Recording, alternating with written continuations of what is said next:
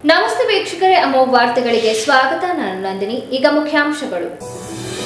ಜನೌಷಧ ಕೇಂದ್ರಗಳಲ್ಲಿ ಯಾವುದೇ ಖಾಸಗಿ ಕಂಪನಿಗಳ ಔಷಧಿಗಳನ್ನ ನೇರವಾಗಿ ಮಾರಾಟ ಮಾಡಲು ಅವಕಾಶ ನೀಡುವುದಿಲ್ಲ. ಆರೋಗ್ಯ ಸಚಿವ ಯುಟಿ ಖಾದರ್ ಹೇಳಿಕೆ. ಶೋಭಾ ಮೇಡಂಗೆ ಅಶೋಕ್ ಬಿವೈ ವಿಜಯೇಂದ್ರ ಕಂಡರೆ ಆಗುವುದಿಲ್ಲ. ಬಿಜೆಪಿಯಲ್ಲಿ ಇಷ್ಟೆಲ್ಲ ಅಲ್ಲೋಲ ಕಲ್ಲೋಲ ಆಗಲು ಅವರೇ ಕಾರಣ. ಎಸ್ಟಿ ಸೋಮಶೇಖರ್ ಹೇಳಿಕೆ.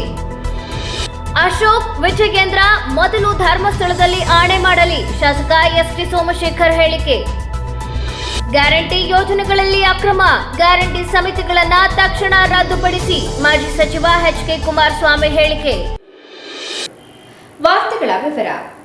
ಆರೋಗ್ಯ ಇಲಾಖೆಯಲ್ಲಿ ಮಹತ್ವದ ಬದಲಾವಣೆ ತರಲಾಗುತ್ತಿದ್ದು, ಜನೌಷಧ ಕೇಂದ್ರಗಳಲ್ಲಿ ಯಾವುದೇ ಖಾಸಗಿ ಕಂಪನಿಗಳ ಔಷಧಿಗಳನ್ನು ನೇರವಾಗಿ ಮಾರಾಟ ಮಾಡಲು ಅವಕಾಶ ನೀಡುವುದಿಲ್ಲ ಎಂದು ಆರೋಗ್ಯ ಸಚಿವ ಯುಟಿ ಖಾದರ್ ಸ್ಪಷ್ಟಪಡಿಸಿದರು. ಮಾಧ್ಯಮದೊಂದಿಗೆ ಇದೇ ವೇಳೆ ರಾಜ್ಯದಲ್ಲಿ 108 ಆರೋಗ್ಯ ಕವಚ ಯೋಜನೆಯಡಿ ಆಂಬ್ಯುಲೆನ್ಸ್ ಸೇವೆಯನ್ನು ಮತ್ತಷ್ಟು ಬಲಪಡಿಸಲು ಸರ್ಕಾರ ಆದ್ಯತೆ ನೀಡಿದೆ. ರಾಷ್ಟ್ರೀಯ ಮಾನದಂಡದ ಪ್ರಕಾರ ರೋಗಿಯನ್ನು ಆಸ್ಪತ್ರೆಗೆ ತಲುಪಿಸಲು ಇರುವ ಸಮಯದ ಮಿತಿ 20 ನಿಮಿಷಗಳಾಗಿದೆ. ಆದರೆ ರಾಜ್ಯದಲ್ಲಿ ವಿವಿಧ ಕಾರಣಗಳಿಂದಾಗಿ ಈ ಸಮಯದೊಳಗೆ ರೋಗಿಗಳನ್ನು ಕರೆದೊಯ್ಯಲು ಸಾಧ್ಯವಾಗುತ್ತಿರಲಿಲ್ಲ. ಈ ಸಮಸ್ಯೆಯನ್ನು ನಿವಾರಿಸಲು ಈಗ ವ್ಯವಸ್ಥೆಯಲ್ಲಿ ಪ್ರಮುಖ ಬದಲಾವಣೆಯನ್ನು ಮಾಡಲಾಗುತ್ತಿದ್ದು, ಸಮಯದ ಮಿತಿಯನ್ನು 10 ನಿಮಿಷಗಳಿಗೆ ನಿಗದಿಪಡಿಸಲಾಗುತ್ತಿದೆ. ಆಂಬ್ಯುಲೆನ್ಸ್ ರೋಗಿಯ ಬಳಿಗೆ ತಲುಪಿದ ತಕ್ಷಣವೇ ತುರ್ತು ಚಿಕಿತ್ಸೆ ಲಭ್ಯವಾಗುವಂತೆ ಕ್ರಮ ಕೈಗೊಳ್ಳಲಾಗುವುದು ಎಂದು ಹೇಳಿದರು. ನೋಡಿ, ನಮಗೆ ಈ 198 is most important ambulance service ಜನರಿಗೆ. ಯಾಕೆಂತೇಳಿ ಇಂದಿನ ಕಾಲ ಇತ್ತು, ನಾವು CSC ತಾಲೂಕು ಆಸ್ಪತ್ರೆ ಎಲ್ಲವೂ ಕೂಡ ಅಲ್ಲಿ ಕೂಡ ಜನ ಬರುವಂಥ ಪರಿಸ್ಥಿತಿ ಇತ್ತು. ಈಗ ಆಗಿಲ್ಲ. ಈಗ 108 ಇದ್ದಾಗ ಬಹುತೇಕ ಎಲ್ಲಿ ಫೆಸಿಲಿಟೀಸ್ ಇದೆ, ತಾಲೂಕು ಜಿಲ್ಲೆ ಫೆಸಿಲಿಟೀಸ್ ಹೊತ್ತು ಹೋಗ್ತಾರೆ. ಆದ ಕಾರಣ ನಾವು ಅದನ್ನು ಸಂಪೂರ್ಣವಾಗಿ ರಿಸ್ಟ್ರಕ್ಚರ್ ಮಾಡಿ ಅದನ್ನು ಜನಸಾಮಾನ್ಯರಿಗೆ ಏನು ನಾವು 20 ನಿಮಿಷದಲ್ಲಿ ಗೋಲ್ಡನ್ ಟೈಮ್ನ ಮುಟ್ಟಿಸಬೇಕೆಂಬ ಆ ಮೆಡಿಕಲ್ ಗೈಡ್ಲೈನ್ಸ್ ಇದೆಯಾ, ಅದಕ್ಕಿಂತ ಕಡಿಮೆ ಅವಧಿ ಮುಟ್ಟಿಸಲಿಕ್ಕೆ ಏನು ವ್ಯವಸ್ಥೆ ಮಾಡಬೇಕು. 20 ಮಿನಿಟ್ಸ್, ಪ್ಲಾಟಿನಮ್ ಟೈಮ್ 10 ಮಿನಿಟ್ಸ್. ಹೌದು, ಅಲ್ಲ, ಇಲ್ಲಿಕ್ಕೆ ನಮ್ದು ಈ ಸಿಸ್ಟಮ್ ಮಾಡಿದ ನಂತರ ತೀರ್ಮಾನ ಆಗುವಂಥ. ಇದಕ್ಕೆ ನಾವು ಫಸ್ಟ್ ಸಿಸ್ಟಮ್ ಮಾಡಬೇಕು. ಸಿಸ್ಟಮ್ ಅಂತ ಹೇಳಿದರೆ ನಾವು ಎಷ್ಟು ಆಂಬ್ಯುಲೆನ್ಸ್ ಬೇಕು ಅಷ್ಟು ಆಂಬ್ಯುಲೆನ್ಸ್ ಕೊಡಬೇಕು. ಇದೆಲ್ಲ ಸಿಸ್ಟಮ್ ಆಗಿ ನಾವು ಟಾರ್ಗೆಟ್ ಕೊಡಬೇಕು. ಅದನ್ನು ವ್ಯವಸ್ಥೆ ಮಾಡ್ತೇವೆ. ಮಾಡಿದಾಗ ನಿಮಗೆ ಹೇಳ್ತೇವೆ. ಹೌದು, we want to get on platinum time. 20 ನಿಮಿಷ ನಮ್ಮ ಹೆಲ್ತ್ ಇದರ ಪ್ರಕಾರ 20 ನಿಮಿಷ ಅಂತ ಗೋಲ್ಡನ್ ಟೈಮ್. 20 ನಿಮಿಷ ಪೇಷಂಟ್ ಮುಟ್ಟಬೇಕು. ನಮ್ಮ ಈಗ ಟೈಮ್ ಸ್ವಲ್ಪ ಡಬಲ್ ಇದೆ, ಅದನ್ನು ಜಾಸ್ತಿ ಇದೆ. ಅದು ಬೇರೆ ಬೇರೆ ಕಾರಣಗಳಿದೆ ಅದಕ್ಕೆ. ಈಗ ಅಷ್ಟೇ ಆಂಬ್ಯುಲೆನ್ಸ್ ಬೇಕು, ಅಷ್ಟೇ ವ್ಯವಸ್ಥೆ ಬೇಕು, ಅದನ್ನೆಲ್ಲ ಸೆಟ್ ಮಾಡಿದ ಮಾತ್ರ ಆ ಟೈಮ್ ಬಂದು ಮುಟ್ಲಿಕ್ಕೆ ಆಗ್ತದೆ.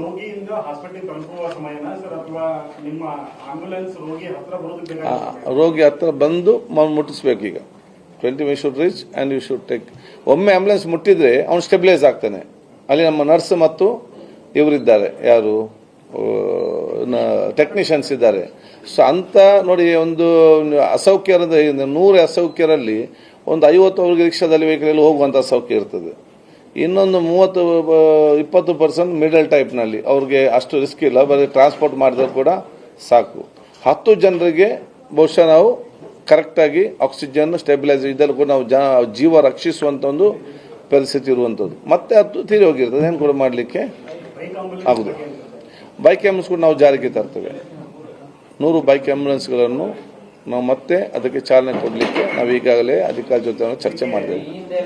ಜನೌಷಧ ಕೇಂದ್ರಗಳಿಗೆ ಬಡವರು ಮತ್ತು ಮುಗ್ಧ ಜನರು ಕಡಿಮೆ ಬೆಲೆಗೆ ಔಷಧ ಸಿಗುತ್ತದೆಂಬ ಭರವಸೆಯಿಂದ ಬರುತ್ತಾರೆ. ಇಂತಹ ಸಂದರ್ಭದಲ್ಲಿ ಸರ್ಕಾರದ ನಿಗದಿತ ಮಾನದಂಡಗಳಿಗೆ ಅನುಗುಣವಾಗಿಲ್ಲದ ಖಾಸಗಿ ಔಷಧಿಗಳನ್ನು ಮಾರಿ ಜನರನ್ನ ತಪ್ಪು ದಾರಿಗೆಳೆಯಬಾರದು.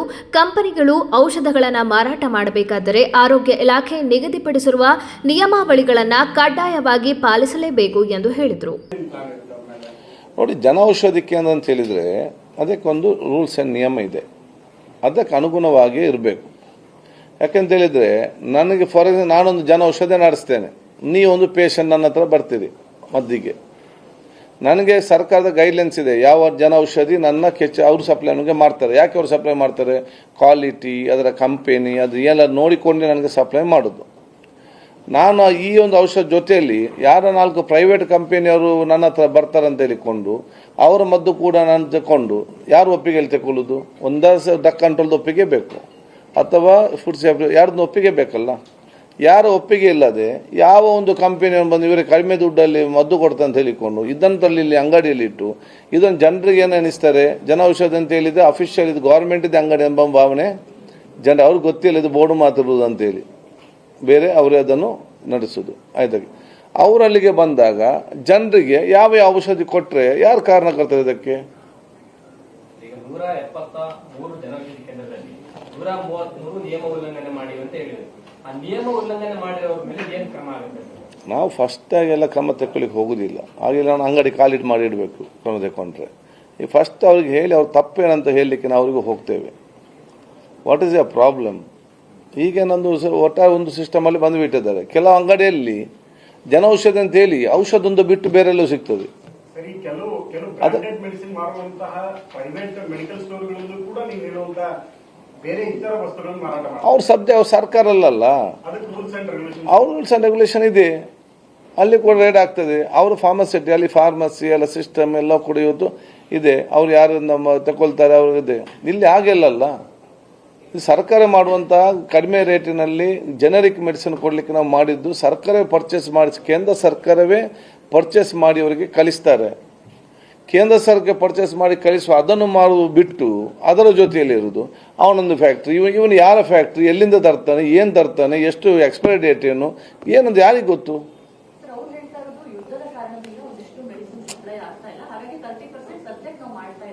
ನೋಡಿ, ಅದೆಲ್ಲ ಅವ್ರಿಗೆ ಅಸೋಸಿಯೇಷನ್ ಎಲ್ಲ ಯಾವುದಕ್ಕೆಲ್ಲ ಔಷಧ ಕೊಡಲಿಕ್ಕೆ ಹೋಗುದಿಲ್ಲ. ಇವ್ರನ್ನ ಯುದ್ಧ ಮಾಡಿದ್ದಾರೆ ಅಲ್ಲಿ ಹೋಗಿ.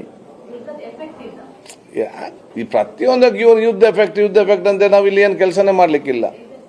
ಯುದ್ಧ ಎಫೆಕ್ಟ್ ಇದ್ರೆ ಇವರು ಸೆಂಟ್ರಲ್ ಗೌರ್ಮೆಂಟ್ ಹೋಗಿ ಯುದ್ಧ ಮಾಡಲಿ ಜನೌಷಧಿ ಕೇಂದ್ರ ವಿರುದ್ಧ. ಯಾರು ಕೊಟ್ಟಿದ್ದಾರಲ್ಲ ನಮಗೆ ಸಪ್ಲೈ ಕೊಡಿ ಅಂತೇಳಿ, ಅದನ್ನು ಇವ್ರು ನಮಗೂ ಕೂಡ ಮಾಹಿತಿ ಕೊಡಲಿಲ್ಲ ನಮಗೆ ಸಪ್ಲೈ ಇಲ್ಲ ಅಂತೇಳಿ. ಇವರು ಕೇಂದ್ರ ಕೂಡ ಬರೆಯುವುದಿಲ್ಲ, ಬರೀ ಅಂಗಡಿ ಕೊಟ್ಟಿದ್ದಾರೆ, ನಾವು ಏನು ಬೇಕಾದ್ರೆ ನಡೆಸ್ಕೊಂಡು ಹೋಗ್ತೇವೆ ಅಂತೇಳಿ ಪ್ರೈವೇಟ್ ಲಿಮಿಟೆಡ್ ಕಂಪನಿ ತಗೊಂಡು ಹೋಗ್ಲಿಕ್ಕೆ ಆಗ್ತದೆ. ಇದನ್ನು ಏನು ಹೋಟೆಲ್ ಆದರೆ ನಮಗೂ ಸಹಿಸ್ಕೊಳ್ಬೋದು. ಇದು ಜನರಿಗೆ ಮದ್ದು ಕೊಡೋದಲ್ವಾ, ಅದರ ಕ್ವಾಲಿಟಿ ಏನಿದೆ ನಾವು ನೋಡಬೇಕಲ್ಲ. ಯಾರು ಹೋಗ್ತಾರೆ? ಬಡವರು ಮತ್ತು ಮುಗ್ಧ ಜನರು. ಅವ್ರಿಗೆ ಏನು ABCD ಗೊತ್ತಿಲ್ಲ. ಸ್ವಲ್ಪ ಗೊತ್ತಿದ್ದವರಾದರೂ ಏನಿದೆ ಯಾವ ಬ್ರ್ಯಾಂಡ್ ಏನು ಸ್ವಲ್ಪ ನೋಡ್ತಾರೆ. ಅಲ್ಲಿ ಹೋಗುವವರು ಯಾರು? ಎಲ್ಲ ಮುಗ್ಧ ಜನರು ಮತ್ತು ಏನೋ ಒಂದು ಜನೌಷಧಿ ಅಂತೇಳಿ ವಿಶ್ವಾಸ ಮೇಲೆ ಹೋಗ್ತಾರೆ. ಯಾವ ಕಂಪನಿಯಿಂದ ತರ್ತಾರೆ? ನಮ್ಗೆ ಲಿಸ್ಟ್ ಕೊಟ್ಟಿದ್ದಾರಾ? ನಾನು ಈ ಕಂಪನಿಯಿಂದ ತರ್ತಿದ್ದೇನೆ, ನಾನು ಈ ಕಂಪನಿ ಏನದು ಹೇಳಿದಾರಾ? ಯಾವುದು ಕೂಡ ಇಲ್ಲಲ್ಲ. ಮತ್ತೆ ಹೇಗೆ ನಾವು ಸಹಿಸ್ಕೊಳ್ಬೇಕು ಇದನ್ನು? ಬಿಜೆಪಿಯಲ್ಲಿನ ಎಲ್ಲ ಅವಾಂತರಗಳಿಗೆ ಶೋಭಾ ಕರಂದ್ಲಾಜೆ ಅವರೇ ಕಾರಣ. ಅಡ್ಡ ಮತದಾನಕ್ಕೆ ಸಂಬಂಧಿಸಿದಂತೆ ಮೊದಲು ಅವರನ್ನ ಧರ್ಮಸ್ಥಳಕ್ಕೆ ಕರೆದೊಯ್ದು ನಿಲ್ಲಿಸಬೇಕು ಎಂದು ಉಚ್ಚಾಟಿತ ಶಾಸಕ ST ಸೋಮಶೇಖರ್ ಆರೋಪಿಸಿದ್ದಾರೆ. ಇಷ್ಟೆಲ್ಲ ಅನಾಹುತ ಆಗಕ್ಕೆ ಭಾರತೀಯ ಜನತಾ ಪಕ್ಷದಲ್ಲಿ ಶೋಭನೆ ಕಾರಣ. ಶೋಭಾ ಮೇಡಮ್ಗೆ ಅಶೋಕ್ ಕಂಡ್ರೂ ಆಗಲ್ಲ, ವಿಜೇಂದ್ರ ಕಂಡ್ರೂ ಆಗಲ್ಲ. ಇವರಿಬ್ಬರನ್ನು ಟಾರ್ಗೆಟ್ ಮಾಡಿ ಈ BJP ಪಕ್ಷದಲ್ಲಿ ಅಲ್ಲೋಲ ಕಲ್ಲೋಲ ಮಾಡಬೇಕಾದ್ರೆ ಈ ಅಮ್ಮನೇ ಕಾರಣ. ಈ ಅಮ್ಮನ್ನ ಫಸ್ಟು ಧರ್ಮಸ್ಥಳಕ್ಕೆ ಹೋಗಿ ನಿಲ್ಲಿಸಿದ್ರೆ ಅಶೋಕನ್ನ ಸೋಲಿಸ್ಬೇಕು, ವಿಜೇಂದ್ರನ ಸೋಲಿಸ್ಬೇಕು ಅಂತಕ್ಕಂಥದ್ದು ಅವರಿಬ್ಬರಿಗೂ ಕೆಟ್ಟ ಹೆಸರು ತರಬೇಕು ಅಂತಕ್ಕಂಥದ್ದೇ ಮೈಂಡ್ ಮಾಡಿರ್ತಕ್ಕಂಥದ್ದೇ ಈ ಅಮ್ಮನೇ, ಶೋಭಾ ಮೇಡಮ್ಮೆ. ಅದಕ್ಕೆ ನಮ್ಗೆ ಹೇಳ್ಬೇಕಾದ ನೆಸೆಸಿಟಿ ಅಮ್ಮ ಇಲ್ಲ. ನಾನು ಓಪನ್ನಾಗೆ ಚಾಲೆಂಜ್ ಮಾಡಿದ್ದೇನೆ. BJPಯವರು ಕರ್ಟಸಿಗೂ ನಮ್ಮನ್ನು ಕೇಳಲಿಲ್ಲ, ನನಗೆ ಹೆಬ್ಬಾರಿಗೆ ಅಂತೇಳಿ. ಮುಖ್ಯಮಂತ್ರಿಗಳು ಕರೆದಿದ್ರು, ಒಪ್ಕೊಂಡ್ರು, ಕ್ಷೇತ್ರಕ್ಕೆ ಅನುದಾನ ಕೊಡ್ತೀವಿ ಅಂತ ಹೇಳಿದ್ರು, ಅನುದಾನ ಕೊಟ್ಟಿದ್ದಾರೆ, ಮತ ಹಾಕಿದ್ದೀನಿ, ಓಪನ್ನಾಗಿ ಹೇಳ್ತಾ ಇದ್ದೀವಿ. ಇವ್ರು ತಾಕತ್ತಿದ್ರೆ ಕಂಡಿಡಿಲಿ, ಇವ್ರನ್ನ ಕರ್ಕೊಂಡೋಗಿ ಧರ್ಮಸ್ಥಳದಲ್ಲಿ ಮುಂದೆ ನಿಲ್ಲಿಸಿ. ಇವರು ಯಾರ್ಯಾರಿಗೂ ಅಶೋಕ್ ವಿರುದ್ಧ ಹೇಳಿದ್ದಾರೆ, ವಿಜೇಂದ್ರನ ವಿರುದ್ಧ ಮಾಡಿದ್ದಾರೆ ಅಂತೇಳಿ ಅವಾಗ ಗೊತ್ತಾಗ್ತದೆ. ಸೋಮಶೇಖರ್ನ ಕೆಣಕದು ಬೇಡ ಶೋಭಾ ಮೇಡಮ್ನವರು, ಗೊತ್ತಾಯ್ತಾ? ಕೆಣಕಿದ್ರೆ ನಾವು ಸರಿಯಾದ ರೀತಿಯಲ್ಲಿ ಉತ್ತರ ಕೊಡಬೇಕು. ಅಶೋಕ್ ವಿಜಯೇಂದ್ರ ಇಬ್ಬರು ಧರ್ಮಸ್ಥಳಕ್ಕೆ ಹೋಗಿ ಪ್ರಮಾಣ ಮಾಡಲಿ, ಬೇರೆ ಯಾರೂ ಪ್ರಮಾಣ ಮಾಡಬೇಕಿಲ್ಲ ಎಂದು ಶಾಸಕ ST ಸೋಮಶೇಖರ್ ಹೇಳಿದರು. ಮಾಧ್ಯಮದೊಂದಿಗೆ ಮಾತನಾಡಿದ ಅವರು, ಬಿಜೆಪಿಯಲ್ಲಿ ಆಂತರಿಕ ಕಲಹದಿಂದ ಅಡ್ಡ ಮತದಾನ ಆಗಿದೆ. ಅಶೋಕ್ ಅವರು ವಿಜಯೇಂದ್ರ ಕಡೆಯ ಅಭ್ಯರ್ಥಿ ಸೋಲಿಸಬೇಕು ಅಂತ, ವಿಜಯೇಂದ್ರ ಅವರು ಅಶೋಕ್ ಕಡೆಯ ಅಭ್ಯರ್ಥಿ ಸೋಲಿಸಬೇಕು ಅಂತ ಹಾಗೆ ಮಾಡಿಸಿರಬೇಕು. ಹಾಗಾಗಿ ಅವರು ಇಬ್ಬರು ಮೊದಲು ಧರ್ಮಸ್ಥಳಕ್ಕೆ ಹೋಗಿ ಪ್ರಮಾಣ ಮಾಡಿದರೆ ಸಾಕು, ಬೇರೆ ಯಾರೂ ಪ್ರಮಾಣ ಮಾಡುವುದು ಬೇಕಾಗಿಲ್ಲ ಹಾಕಿಲ್ಲ. ಮೇಲ್ಮನೆ ಚುನಾವಣೆಯಂದು ತಮ್ಮ ಶಾಸಕರಿಗೆ ವಿಪ್ ಕೂಡ ಜಾರಿ ಮಾಡಲಿಲ್ಲ. ಅಂದು ಬೆಳಿಗ್ಗೆ 9ಕ್ಕೆ ಚುನಾವಣೆ ಇದೆ ಅಂದಾಗ 8ಕ್ಕೆ ಶಾಸಕರಿಗೆ ಹೇಳಿದ್ದರು. ಚುನಾವಣೆಗೂ ಮುನ್ನ ಇವರಿಬ್ಬರು ತಮ್ಮ ಎಲ್ಲ 63 ಶಾಸಕರನ್ನ ಕರೆದು ಮಾತನಾಡಿ ಬಿಗಿ ಮಾಡಬೇಕಿತ್ತು ಎಂದು ಹೇಳಿದರು. ನನಗೆ ಸುಮ್ಮನೆ ನಾನು ಹೇಳ್ತಕ್ಕಂಥದ್ದು ಅಶೋಕ್ರವರು ವಿಜೇಂದ್ರನ ಅಭ್ಯರ್ಥಿಯನ್ನು ಸೋಲಿಸಬೇಕು ಅಂತಕ್ಕಂಥದ್ದು ಇರ್ಬೋದು. ವಿಜೇಂದ್ರ ಅವರು ಅಶೋಕರ ಅಭ್ಯರ್ಥಿಯನ್ನು ಸೋಲಿಸಬೇಕು ಅಂತಕ್ಕಂಥದ್ದು ಇರ್ಬೋದು. ಅದರಿಂದ ಅಶೋಕು ಮತ್ತು ವಿಜೇಂದ್ರನ ಇಬ್ಬರು ಹೋಗಿ ಪ್ರಮಾಣ ಮಾಡಿಬಿಟ್ರೆ ಸಾಕು. ಎಲ್ಲಿ ಧರ್ಮಸ್ಥಳದಲ್ಲಿ 63 ಜನ ಎಮ್ ಎಲ್ ಎಗಳು ಇದು ಮಾಡೋದು ಬೇಡ, ಇದು ಅವರಿಬ್ಬರನ್ನೇ ಕರ್ಕೊಂಡೋಗಿ ಮಾಡಿದ್ರೆ ಸಾಕಾಯ್ತು. ಯಾರು ಮಾಡೋದು ಬೇಡ ಅಲ್ವಾ? 63 ಜನ ಎಮ್ ಎಲ್ ಎಗಳು ಹಾಕಿ ಇವರೇ ಕರ್ಕೊಂಡು ಹೋಗಿ ಇವರಿಬ್ಬರನ್ನ ಮಾಡಿಸಿದ್ರೆ ಸಾಕು. ಹೈಕಮಾಂಡ್ಗೆ ಹೋಗಿ ಇವರು ವರದಿನೂ ಕೂಡ ಕೊಟ್ಟು ಬಂದಿದ್ದಾರೆ ಸರ್. ಏನಾಗ್ತದೆ ಇವರೆಲ್ಲ ಸಸ್ಪೆನ್ಷನ್ ಮಾಡಿ ಯಾರ ಮೇಲೆ ಗೂಬೆ ಕುಣಿಸ್ತಕ್ಕಂಥದ್ದು, ಯಾರ ಮೇಲೂ ಅಪಪ್ರಚಾರ ಮಾಡ್ತಕ್ಕಂಥದ್ದಕ್ಕೆ ಮಾಡ್ತಿದ್ದಾರೆ.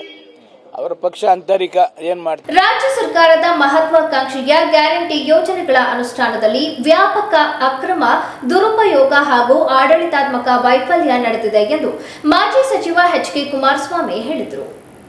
ಎಷ್ಟರ ಮಟ್ಟಿಗೆ ಗೃಹಲಕ್ಷ್ಮಿ ಯೋಜನೆ ಸೇರಿದಂತೆ ಉಳಿದ ಗ್ಯಾರಂಟಿಗಳಲ್ಲಿ ಅಕ್ರಮ ನಡೆದಿದೆ ಮತ್ತು ದುರುಪಯೋಗ ಆಗಿದೆ ಅನ್ನೋದನ್ನು ನಾನು ಅಂಕಿಅಂಶ ಕೊಡೋದಕ್ಕಿಂತ ತಮ್ಮ ಮಾಧ್ಯಮಗಳಲ್ಲೇ ತುಂಬ ಚೆನ್ನಾಗಿ ಬಂದಿದೆ.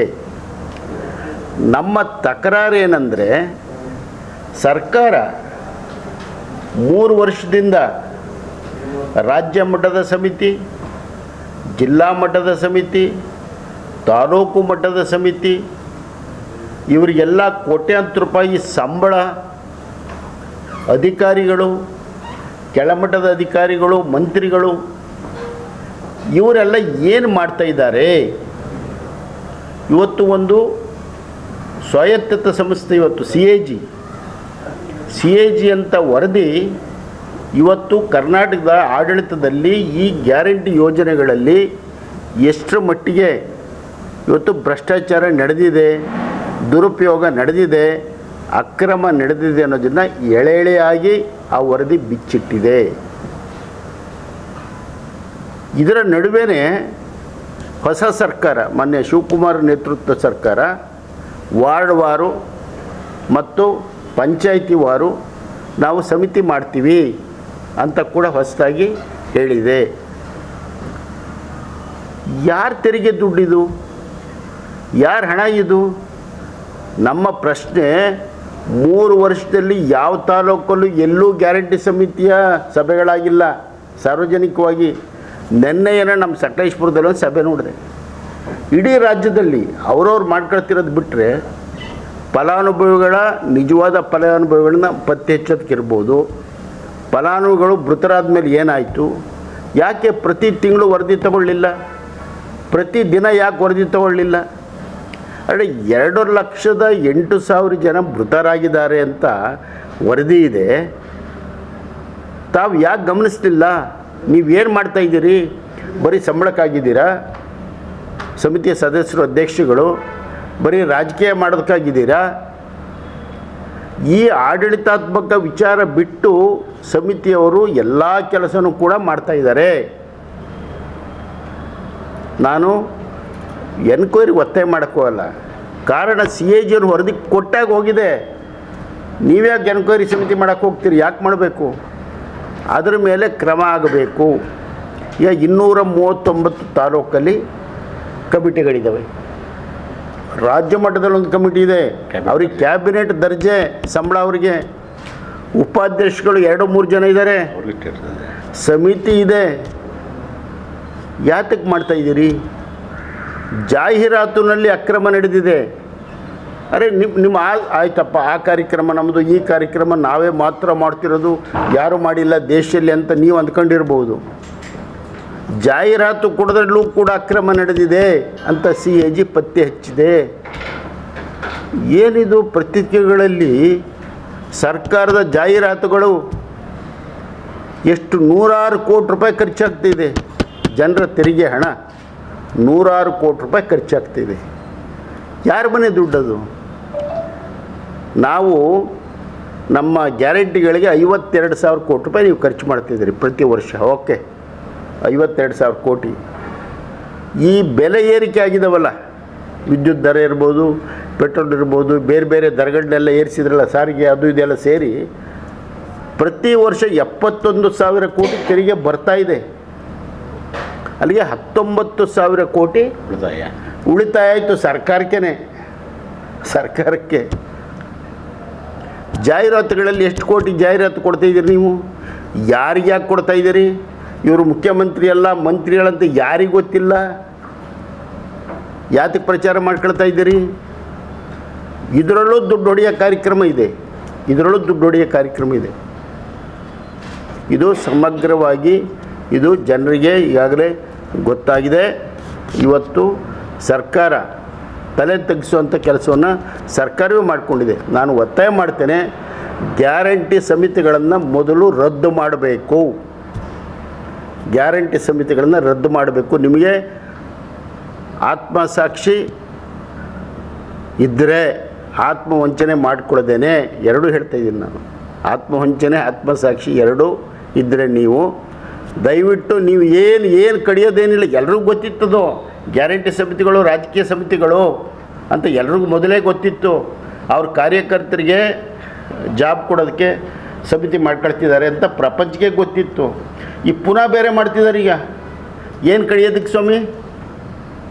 ಪ್ರತಿ ತಾಲೂಕಿಗೆ ಅಂಕಿಅಂಶ ಕೊಡಲಿ ಸರ್ಕಾರ. ಬೆಳಗ್ಗೆ ಹಾಸನ ಜಿಲ್ಲೆದು DC ಮೇಡಮ್ಮರು, ನಮ್ಮ ಮಹಿಳಾ ಮಕ್ಕಳ ಕಲ್ಯಾಣ ಇಲಾಖೆ DD ಅಂಕಿಅಂಶ ಇದೆಯಲ್ಲ, ಕಂಪ್ಯೂಟರೈಸ್ ಆಗಿದೆಯಲ್ಲ, ಪ್ರತಿಯೊಂದು ಕೊಡಲಿ ಈಗಲೇ. ಈ ಪ್ರತಿ ತಾಲೂಕಲ್ಲಿ ಎಷ್ಟು ಜನ ಇದ್ದಾರೆ, ಅದರಲ್ಲಿ ಎಷ್ಟು ಜನ ಮೃತಪಟ್ಟಿದ್ದಾರೆ, ಎಷ್ಟು ಜನಕ್ಕೆ ಡಬಲ್ ಪೇಮೆಂಟ್ ಆಗಿದೆ, ಏನು ಮಾಡ್ತಾಯಿದ್ದಾರೆ ಎಲ್ಲ ಎಲ್ಲರೂ ಶಾಮೀಲಾಗಿದ್ದಾರೆ ಇದರಲ್ಲಿ. ಗ್ಯಾರಂಟಿ ಸಮಿತಿಯವರು, ಅಧಿಕಾರಿಗಳು, ಇದೇನು ಗೊತ್ತಿಲ್ಲದರ ವಿಚಾರ ಅಲ್ಲ, ಎಲ್ಲರೂ ಶಾಮೀಲಾಗಿದ್ದಾರೆ. ನಾವು CAG ಅವರಿಗೆ ಥ್ಯಾಂಕ್ಸ್ ಹೇಳಬೇಕು. ನಾವು ನಾಗರಿಕರು, ರಾಜಕೀಯ ಪಕ್ಷಗಳು, ನಾವು ಅವ್ರಿಗೆ ಥ್ಯಾಂಕ್ಸ್ ಹೇಳಬೇಕು. ಸಮಿತಿಗಳನ್ನ ರದ್ದು ಮಾಡಬೇಕು, ಹೊಸದಾಗಿ ಸಮಿತಿಗಳನ್ನ ಮಾಡಬಾರ್ದು. ರೂಲಿಂಗ್ ಪಾರ್ಟಿ ಇಟ್ಕೊಂಡಿದ್ದೀರಿ, ನಿಮಗೆ ಕಾರ್ಯಕರ್ತರು ಸಿಗ್ತಾ ಇಲ್ವಾ ಕಾರ್ಯಕರ್ತರು? ಇದ್ರ ಮೂಲಕನೇ ಮಾಡ್ಕೊಳ್ಬೇಕಾ? ಎಲ್ಲ ಕಡೆ ಹೋಗಿ ಪ್ರಚಾರ ಮಾಡಿ ಅವ್ರು ಸೇರಿಸ್ಕೊಳ್ಳೋದು, ಇವ್ರು ಸೇರಿಸ್ಕೊಳ್ಳೋದು. ನಿಮ್ಮ ಬಸ್ ಖಾಲಿ ಇದೆಯಾ ಹೇಳಿ? ನೀವು ಹಿಂದ್ಗಡೆಯಿಂದ ಕೂರಿಸ್ಕೊತಾ ಇದ್ದೀರಿ, ಮುಂದ್ಗಡೆಯಿಂದ ಇಳಿದು ಹೋಗ್ತಾ ಇದ್ದಾರೆ. ಪತ್ರಿಕಾಗೋಷ್ಠಿಯಲ್ಲಿ ಜೆಡಿಎಸ್ ತಾಲೂಕು ಅಧ್ಯಕ್ಷ ಎಸ್ ದ್ಯಾವೇಗೌಡ, ಜಿಲ್ಲಾ ವಕ್ತಾರ ರಘು ಹೊಂಗೆರೆ, ವಕೀಲ ಶೇಷಾದ್ರಿ, ಸಮೀರ್ ಸೇರಿದಂತೆ ಪಕ್ಷದ ಮುಖಂಡರು ಉಪಸ್ಥಿತರಿದ್ದರು. ಚಿಕ್ಕಮಗಳೂರಿನಿಂದ ಬಿಳಿಕೆರೆಗೆ ಸಂಪರ್ಕ ಕಲ್ಪಿಸುವ ರಾಷ್ಟ್ರೀಯ ಹೆದ್ದಾರಿ 373ರ ಅಗಲೀಕರಣಕ್ಕಾಗಿ ಭೂಮಿ ಕಳೆದುಕೊಳ್ಳುತ್ತಿರುವ ರೈತರಿಗೆ ಸೂಕ್ತ ಪರಿಹಾರ ನೀಡಬೇಕು ಹಾಗೂ ವಿದ್ಯುತ್ ನಿಗಮಗಳ ಖಾಸಗೀಕರಣವನ್ನು ಕೈಬಿಡಬೇಕು ಎಂದು ಆಗ್ರಹಿಸಿ ಕರ್ನಾಟಕ ಪ್ರಾಂತ ರೈತ ಮತ್ತು ಕಾರ್ಮಿಕ ರಕ್ಷಣಾ ವೇದಿಕೆ ಹಾಗೂ ಕರ್ನಾಟಕ ರಾಜ್ಯ ರೈತ ಸಂಘದ ನೇತೃತ್ವದಲ್ಲಿ ದೊಡ್ಡಹಳ್ಳಿ ಗ್ರಾಮದ ರಾಷ್ಟ್ರೀಯ ಹೆದ್ದಾರಿಯಲ್ಲಿ ಬೃಹತ್ ರಸ್ತೆ ತಡೆ ಚಳುವಳಿ ಹಮ್ಮಿಕೊಳ್ಳಲಾಗಿತ್ತು. ಪ್ರತಿಭಟನೆಯನ್ನು ಉದ್ದೇಶಿಸಿ ರೈತ ಸಂಘದ ಉಪಾಧ್ಯಕ್ಷರಾದ ಎಂ ಮಧುಗೌಡ ಹಾಗೂ ಹಿರಿಯ ನ್ಯಾಯವಾದಿ ಟಿಕೆ ಪುಟ್ಟರಾಜು ಅವರು ಸರ್ಕಾರದ ರೈತ ವಿರೋಧಿ ನೀತಿಗಳ ವಿರುದ್ಧ ತೀವ್ರ ಆಕ್ರೋಶ ವ್ಯಕ್ತಪಡಿಸಿ ರಾಷ್ಟ್ರೀಯ ಹೆದ್ದಾರಿ 373ರ ಚತುಷ್ಪಥ ರಸ್ತೆ ಅಗಲೀಕರಣಕ್ಕಾಗಿ ಜಮೀನು ಕಳೆದುಕೊಳ್ಳುತ್ತಿರುವ ಸಣ್ಣ ರೈತರಿಗೆ ಪ್ರಸ್ತುತ ರಿಯಲ್ ಎಸ್ಟೇಟ್ ಮಾರುಕಟ್ಟೆ ದರದ 5 ಪಟ್ಟು ಹೆಚ್ಚುವರಿ ಪರಿಹಾರ ನೀಡಬೇಕು. ಅಧಿಕಾರಿಗಳು 3-4 ವರ್ಷಗಳ ಹಿಂದಿನ ಹಳೆಯ ದರವನ್ನು ಆಧರಿಸಿ ಪರಿಹಾರ ನಿಗದಿಪಡಿಸುತ್ತಿರುವುದು ರೈತರಿಗೆ ಮಾಡುತ್ತಿರುವ ದ್ರೋಹವಾಗಿದೆ. ಇಲ್ಲವೇ ಕಳೆದುಕೊಂಡ ಜಮೀನಿಗೆ ಬದಲಾಗಿ ಬೇರೆಡೆ ಜಮೀನು ನೀಡಬೇಕು. ಚೆಸ್ಕ್, ಬೆಸ್ಕ್ ಸೇರಿದಂತೆ ವಿದ್ಯುತ್ ಸರಬರಾಜು ನಿಗಮಗಳನ್ನು ಖಾಸಗೀಕರಣಗೊಳಿಸುವ ಕೇಂದ್ರ ಮತ್ತು ರಾಜ್ಯ ಸರ್ಕಾರಗಳ ನಿರ್ಧಾರವನ್ನು ಕೈಬಿಡಬೇಕು. ಖಾಸಗೀಕರಣದಿಂದ ಕಾರ್ಪೊರೇಟ್ ಕಂಪನಿಗಳ ಏಕಸ್ವಾಮ್ಯ ಸೃಷ್ಟಿಯಾಗಿ ರೈತರ ಪಂಪ್ಸೆಟ್ಗಳಿಗೆ ಸಿಗುತ್ತಿರುವ ಉಚಿತ ವಿದ್ಯುತ್ ಹಾಗೂ ಸಾರ್ವಜನಿಕರ 200 ಯೂನಿಟ್ ಉಚಿತ ವಿದ್ಯುತ್ ಯೋಜನೆಗಳು ಸ್ಥಗಿತಗೊಳ್ಳಲಿವೆ. ದೊಡ್ಡಹಳ್ಳಿ ಗ್ರಾಮದಲ್ಲಿ ಕಸ ವಿಲೇವಾರಿ ಸಮರ್ಪಕವಾಗಿಲ್ಲ ಹಾಗೂ ಕಳೆದ ವರ್ಷದ ಬರಗಾಲದ ಸಂದರ್ಭದಲ್ಲಿ ಕುಡಿಯುವ ನೀರಿನ ಟ್ಯಾಂಕರ್ ವ್ಯವಸ್ಥೆ ಮಾಡಲು ಗ್ರಾಮ ಪಂಚಾಯಿತಿ ಪಿಡಿಒ ನಿರ್ಲಕ್ಷ್ಯ ವಹಿಸಿದ್ದಾರೆ. ಅಧಿಕಾರಿಗಳು ಕೇವಲ ಕಂದಾಯ ವಸೂಲಿಗೆ ಸೀಮಿತವಾಗಿರದೆ ರೈತರ ಕಷ್ಟಗಳಿಗೆ ಸ್ಪಂದಿಸಬೇಕು ಎಂದು ಹೇಳಿದರು. ಪ್ರತಿಭಟನೆಯಲ್ಲಿ ರಾಜ್ಯ ಪ್ರಧಾನ ಕಾರ್ಯದರ್ಶಿ ಟಿಕೆ ಪುಟ್ಟರಾಜು, ರಾಜ್ಯಾಧ್ಯಕ್ಷ ಜೆ ಜವರೇಗೌಡ, ಹಾಸನ ಜಿಲ್ಲಾಧ್ಯಕ್ಷ ಎಚ್ಜೆ ತಮ್ಮನಗೌಡ ಪಟೇಲ್ ಸೇರಿದಂತೆ ನೂರಾರು ರೈತರು ಹಾಗೂ ಸಂಘಟನೆಯ ಪದಾಧಿಕಾರಿಗಳು ಭಾಗವಹಿಸಿದ್ದರು. ಸರ್ಕಾರದ ಮಹತ್ವಾಕಾಂಕ್ಷಿ ಅನ್ನಭಾಗ್ಯ ಯೋಜನೆಯಡಿ ಬಡ ಕುಟುಂಬಗಳಿಗೆ ಉಚಿತವಾಗಿ ವಿತರಿಸಲಾಗುವ ಅಕ್ಕಿಯನ್ನ ಅಕ್ರಮವಾಗಿ ಸಂಗ್ರಹಿಸಿ ಸಾಗಣೆ ಮಾಡಲಾಗುತ್ತಿದೆ ಎಂಬ ಖಚಿತ ಮಾಹಿತಿಯ ಮೇರೆಗೆ ಆಹಾರ ಮತ್ತು ನಾಗರಿಕ ಸರಬರಾಜು ಇಲಾಖೆ ಅಧಿಕಾರಿಗಳು ನಡೆಸಿದ ದಾಳಿಯಲ್ಲಿ ಸುಮಾರು 85 ಚೀಲ ಅಕ್ಕಿ ಹಾಗೂ ಪಿಕಪ್ ವಾಹನವನ್ನು ವಶಕ್ಕೆ ಪಡೆದು ಪ್ರಕರಣ ದಾಖಲಿಸಿರುವ ಘಟನೆ ಹಾಸನ ತಾಲೂಕಿನ ಶಾಂತಿಗ್ರಾಮ ಹೋಬಳಿಯಲ್ಲಿ ನಡೆದಿದೆ. ಮಾಹಿತಿ ಮೇರೆಗೆ ವಾಹನವನ್ನು ಹಾಸನದಿಂದ ಹಿಂಬಾಲಿಸಿ ಶಾಂತಿಗ್ರಾಮದ ಸೈಬರ್ಡ್ ಹೋಟೆಲ್ ಸಮೀಪ ಕೆಎ 13D5895 ಸಂಖ್ಯೆಯ ಟಾಟಾ ಎಂಟರ್ ಪಿಕಪ್ ವಾಹನವನ್ನು ತಡೆ ಹಿಡಿಯಲಾಯಿತು. ಈ ಸಂದರ್ಭದಲ್ಲಿ ಆಹಾರ ನಿರೀಕ್ಷಕರು, ತಾಲೂಕು ಆಹಾರ ಶಿರಸ್ತೇದಾರ್ ಹಾಗೂ ಇಲಾಖೆಯ ಸಿಬ್ಬಂದಿ ಸ್ಥಳಕ್ಕೆ ತೆರಳಿ ವಾಹನವನ್ನು ಪರಿಶೀಲಿಸಿದರು.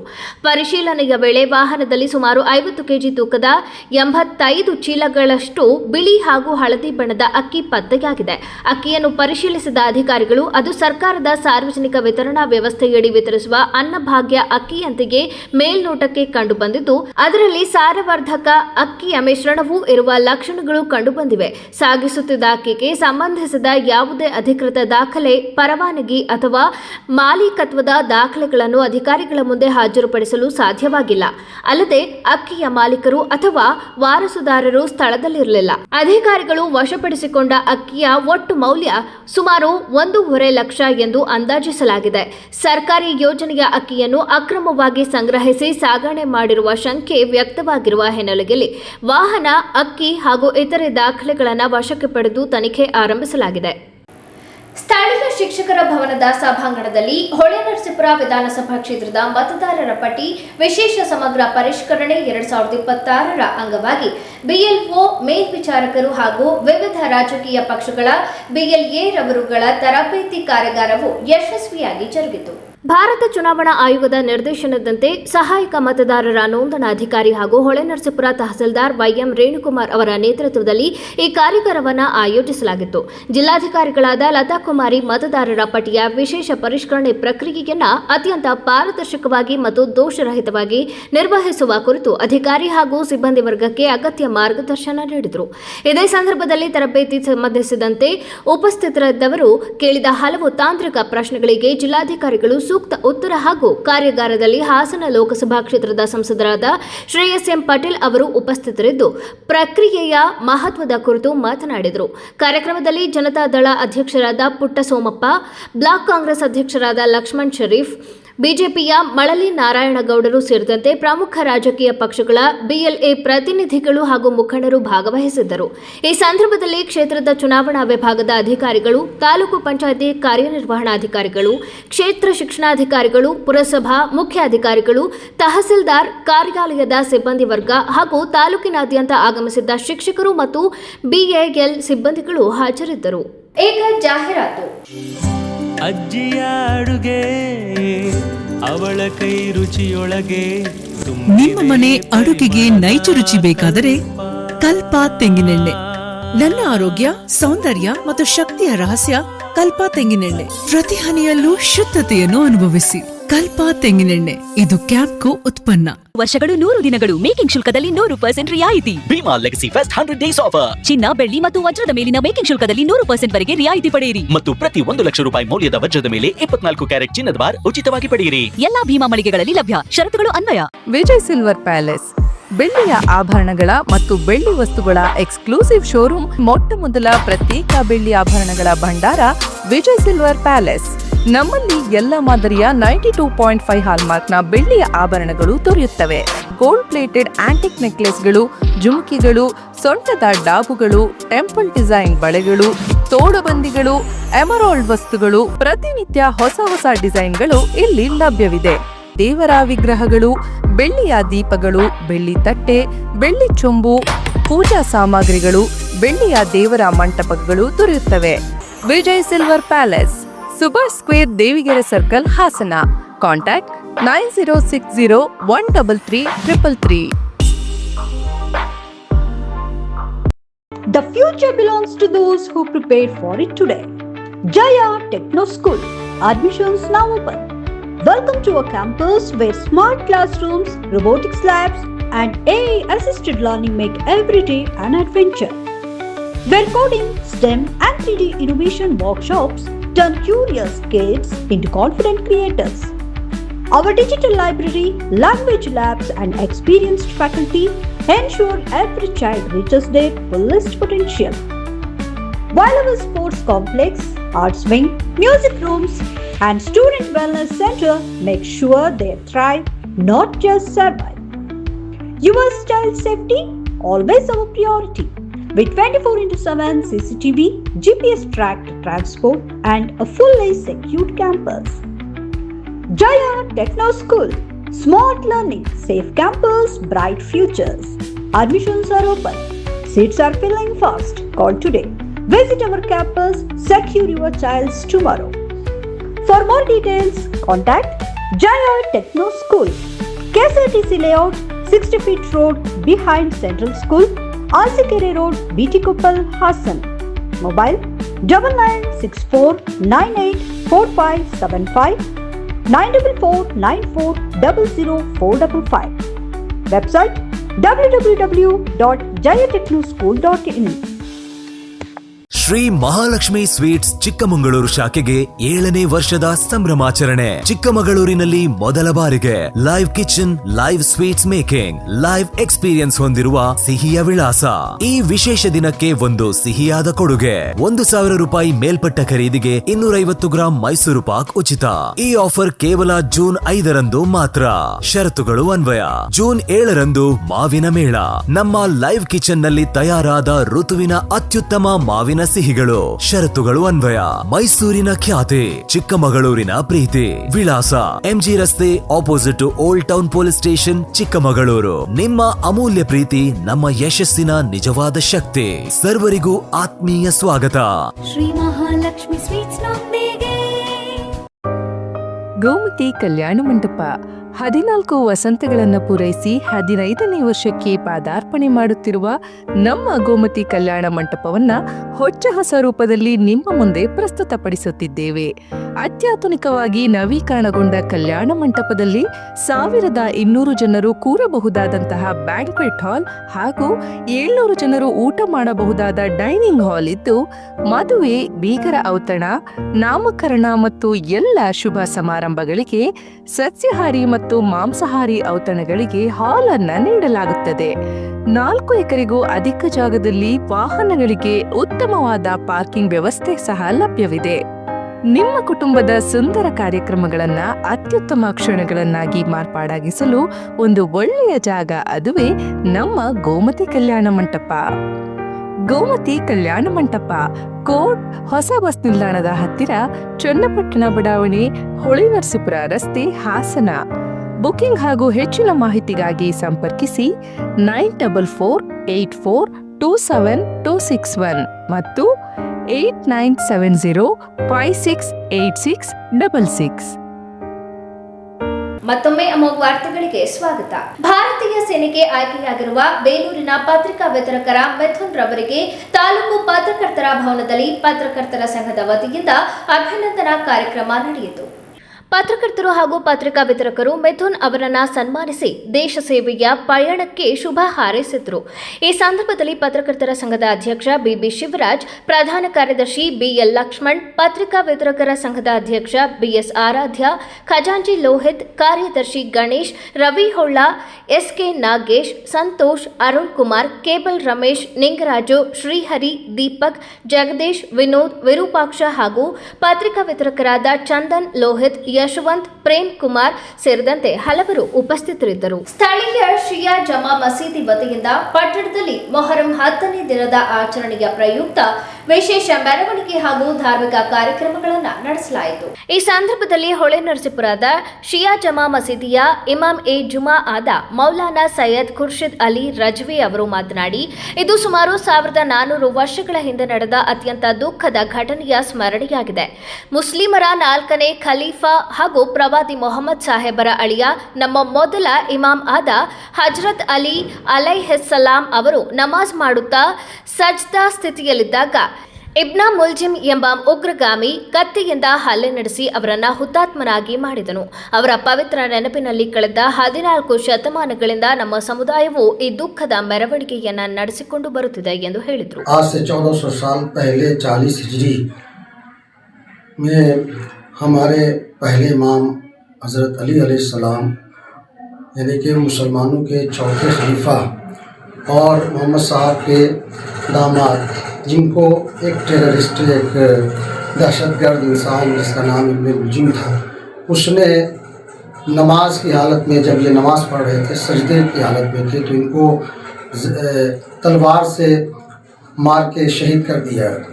तलवार से हमला किया जिसकी वजह से वो शहीद हो गए। उन्हीं की याद में 1400 साल से हमारी कौम ये जुलूस निकालती है और इस जुलूस के ज़रिए से हम दुनिया को ये पैगाम देते हैं कि हम टेररिस्ट के खिलाफ हैं, हम टेरर के खिलाफ हैं, हम दहशतगर्दी. ಶ್ರೀ ರಾಘವೇಂದ್ರ ಸ್ವಾಮಿಗಳ ಭಕ್ತಿ, ರಾಮನಾಮದ ಮಹತ್ವ ಹಾಗೂ ಮಾನವೀಯ ಮೌಲ್ಯಗಳನ್ನು ಸಾರುವ ಎದೆಯಲ್ಲಿ ರಾಮ ಭಕ್ತಿಗೀತೆಯ ವಿಡಿಯೋವನ್ನ ನಗರದ ಪತ್ರಕರ್ತರ ಭವನದಲ್ಲಿ ಬಿಡುಗಡೆ ಮಾಡಲಾಯಿತು.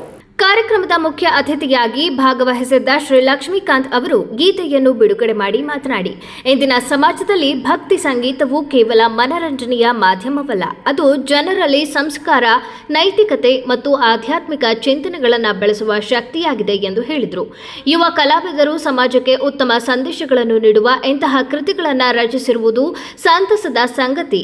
ಎದೆಯಲ್ಲಿ ರಾಮ ಭಕ್ತಿಗೀತೆಯ ಸಾಹಿತ್ಯ, ಸಂಗೀತ ಹಾಗೂ ಗಾಯನವನ್ನು ನಾಗೇಶ್ ಸಿಎನ್ ಅವರು ನಿರ್ವಹಿಸಿದ್ದು, ಶ್ರೀ ರಾಘವೇಂದ್ರ ಸ್ವಾಮಿಗಳ ಮೇಲಿನ ಭಕ್ತಿ, ರಾಮನಾಮದ ಶಕ್ತಿ ಹಾಗೂ ಜೀವನದಲ್ಲಿ ಧರ್ಮದ ಮಾರ್ಗದರ್ಶನದ ಮಹತ್ವವನ್ನು ಹಾಡಿನ ಮೂಲಕ ಅಭಿವ್ಯಕ್ತಪಡಿಸಿದ್ದಾರೆ ಎಂದು ಹೇಳಿದರು.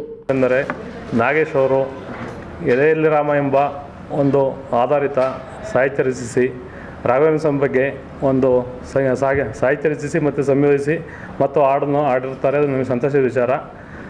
ಅವರು ಒಂದು ದಿನ ಬಂದು ನಾನು ರಚನೆ ಮತ್ತು ಸಂಗೀತ ಸಂಯೋಜನೆ ಮತ್ತು ಹಾಡುಗಾರಿಕೆ ಎಲ್ಲ ನಾನು ಇದು ಮಾಡ್ತಾಯಿದ್ದೀನಿ ಸರ್, ನಮ್ಗೆ ಯಾರೂ ಸಪೋರ್ಟ್ ಇಲ್ಲ ಅಂತ ಕೇಳ್ಕೊಂಡಾಗ ನಾನು ಅವ್ರನ್ನ ಒಂದು ಹಾಡನ್ನು ನಮಗೆ ಕೇಳಿಸಿದಾಗ ಅದನ್ನು ಖುಷಿ ಅನ್ನಿಸ್ತು. ಮತ್ತು ಭಕ್ತಿಗೀತೆಗಳು ಮತ್ತು ಸಾಮಾಜಿಕವಾಗಿ ಜನಗಳಿಗೆ ಬೇಕಾಗುವಂಥ ಮನೋರಂಜನಾ ಕಾರ್ಯಕ್ರಮಗಳೆಲ್ಲ ಯಾವುದೇ ಮಕ್ಕಳಿಗೆ ಅನುಸರಣವಾಗಿ ಮತ್ತು ಸಾಮಾಜಿಕವಾಗಿ ಪರಿಸರದ ಬಗ್ಗೆ ಹಾಡುಗಳನ್ನ ಕೆಲವು ವಿಚಾರನ ಇದು ಮಾಡಿದರು.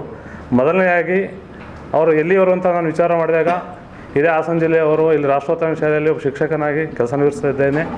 ನಾನು ರಚನೆ ಮಾಡಿ ಸಂಯೋಜಿಸಿ ಹಾಡುಗಾರಿಕೆ ಆಡಿದಾಗ ಒಬ್ಬ ಪ್ರತಿಭೆ ಹಾಸನ ಜಿಲ್ಲೆಯಲ್ಲಿದ್ದು ಹೊರಗಡೆ ಬರೋಕ್ಕಾಗಲಿಲ್ಲ ಅಂತ ಹೇಳಿ ನಾನು ನನ್ನ ಕೈಲೇ ಸಪೋರ್ಟ್ ಮಾಡ್ತೀನಿ ಅಂತ ಹೇಳಿ ನೀವು ಇದು ಮಾಡಿ ಅಂತ ಹೇಳಿ ನಾನು ಕೇಳ್ಕೊಂಡೆ.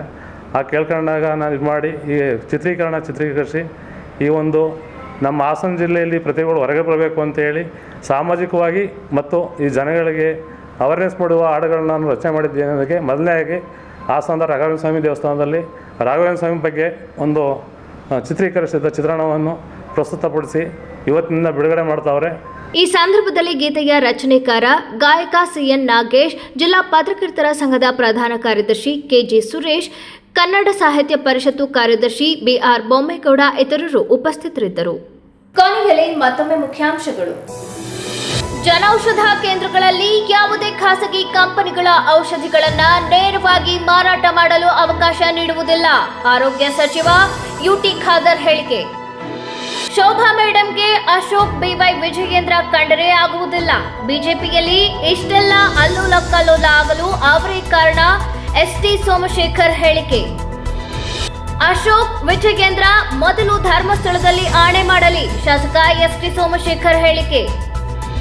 ಗ್ಯಾರಂಟಿ ಯೋಜನೆಗಳಲ್ಲಿ ಅಕ್ರಮ, ಗ್ಯಾರಂಟಿ ಸಮಿತಿಗಳನ್ನ ತಕ್ಷಣ ರದ್ದುಪಡಿಸಿ. ಮಾಜಿ ಸಚಿವ ಎಚ್ಕೆ ಕುಮಾರಸ್ವಾಮಿ ಹೇಳಿಕೆ. ಮುಂದಿನ ವಾರ್ತಾ ಸಂಚಿಕೆಯಲ್ಲಿ ಮತ್ತೊಮ್ಮೆ ಭೇಟಿ ಮಾಡೋಣ. ನಮಸ್ಕಾರ.